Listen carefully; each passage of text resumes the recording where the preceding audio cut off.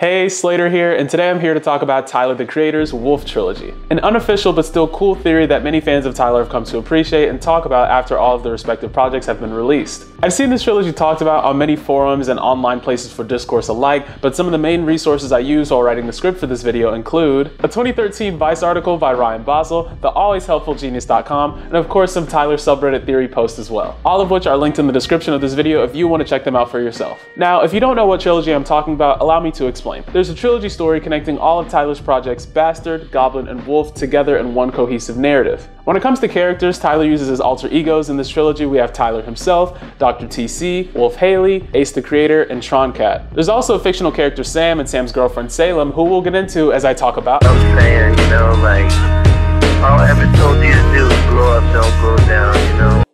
Wait. No, not yet. First we have... This is what the devil plays before he goes to sleep. Some food for thought, this food for death. Go ahead and fucking eat. So let's talk about Bastard. This is actually Tyler's in real life first major project, and it's seen to be the first installment of this trilogy since this is where we're introduced to Dr. TC, and Dr. TC doesn't mention any previous therapy sessions with Tyler, so this is the first of the trilogy. At least that's what many seem to think because it makes the most sense. This story opens up with Dr. TC talking to Tyler, telling him that he's here to help and that there's going to be 3 sessions. Today, tomorrow, and the next day. Today, in this instance, would be the project we're talking about now, Bastard. Tomorrow will be the next album we talk about, Wolf, and the next day will be the final installment of this trilogy, which is Goblin. For many parts on Bastard, Tyler dives into the relationship, or the lack thereof, with his father, and it really becomes this obsessive venting session, which honestly makes sense given the title of this project. We also have some references to some of the characters we see later on Wolf with Sam and Salem. Tyler talks about this girl named Sarah on this project Bastard, but he also says that Sarah isn't her real name, so either he's talking about Raquel, or perhaps he's talking about Salem, or perhaps they're all the same person. We also seemingly get an appearance from Sam on the track Pigs Fly, which seems to be a follow-up from the track Pigs off of Wolf. Bastard wraps up its narrative on the final track Inglourious, which goes together with the project's title,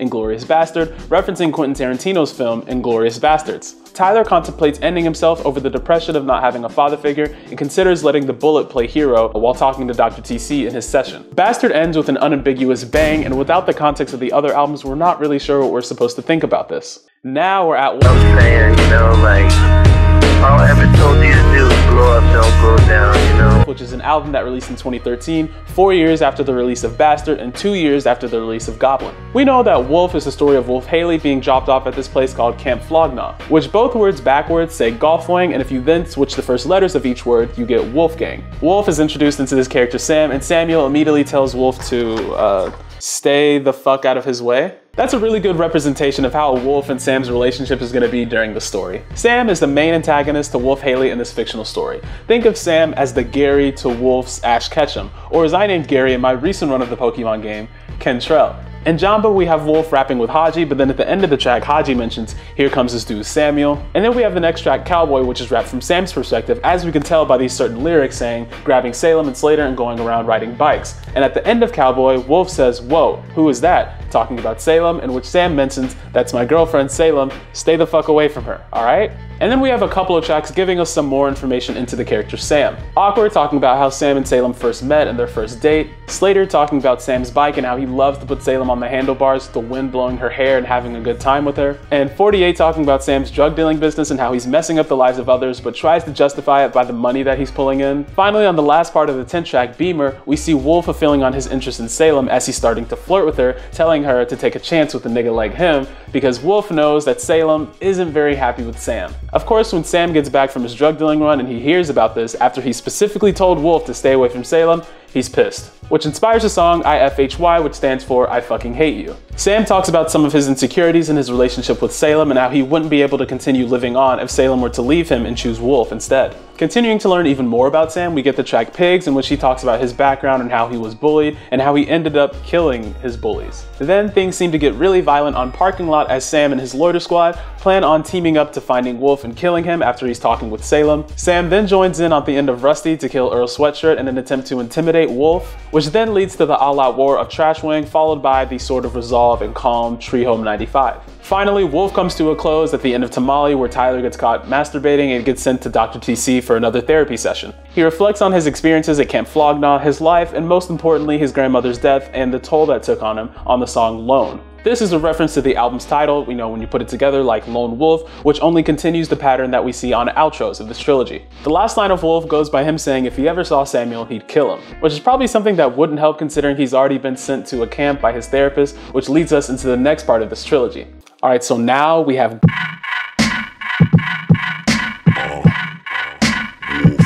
Now, as a response to the end of Wolf, Goblin starts off with Dr. TC telling Tyler, "You wouldn't do that, Tyler. Kill yourself or anyone. You don't even have the balls to begin with. What you need is me, someone to talk to." He then tells Tyler that since it's been a while since his last session with him, about 2 years in between albums, he'd like an update on what's been going on in his life. This leads Tyler to open the first track by going on a long stream of consciousness, getting all of his thoughts out as a typical therapy session would go for this character. At the end of Nightmare, it's revealed that there's a voice in Tyler's head telling him to do all of the messed up things that we hear in Goblin and putting all of these dark fantasies in his head. This voice is revealed to be Troncat. At the end of BSD, we have Tyler killing both Jasper and Taco for seemingly no apparent reason after telling them both that he loved them. On the next track, Window, Dr. TC can see that he's losing Tyler in this session, and in an attempt to bring him back in, he invites all of his friends to come in and talk to Tyler, expressing what Tyler means to them. This strategy doesn't work as Tyler ends up shooting and killing all of his friends at the end of the song. Then in a similar pattern as we saw from Trash Wang leading into Tree Home 95, after Windows we get the song AU79, which is sort of a calm down to reflect on what just happened in the previous track. And of course, AU79 is a reference to gold. Gold is the 79th element and its symbol is AU on the periodic table. Leading us to the last track on Goblin, which is Golden. This album concludes in a crazy yet somewhat sloppy way in which Dr. TC tells Tyler that they're the same person, and that all these characters that have existed through this trilogy, Troncat, Ace the Creator, Wolf Haley, they're all just alter egos. Tyler's lost his mind since Bastard, and especially what happened after Camp Flog Gnaw. This story seems to wrap itself up on the music video for the Odd Future Tapes Volume 2 track, Sam is Dead, directed and scored by Tyler. Near the end of the video, we see Tyler shooting and killing his alter egos, leaving 3 dead Tylers on the ground, along with all of the other Odd Future members who died in the story's process, thus allowing Tyler to kill off the old versions of himself and move on.